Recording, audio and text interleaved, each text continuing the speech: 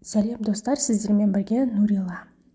Бұл видеода қысқа қалай тәтті бұрышты қатыруға болатындығын көре аласыздар. Мен бұл тәтті бұрыштарды ең алдымен жуып тазалап алдым. Дәл видеодағыдай кубиктап қалағандарыңыздай етіп турасаңыздар болады.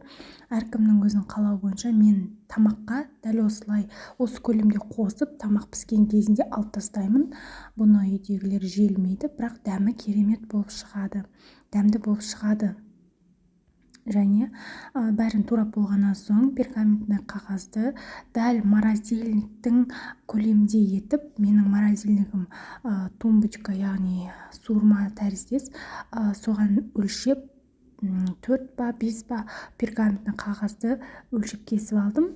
Және барлығын бір-бірінің үстіне мінгіздірмей біртіндеп жеке-жеке қалап шығамыз, бір-біріне жабысып қалмас үшін.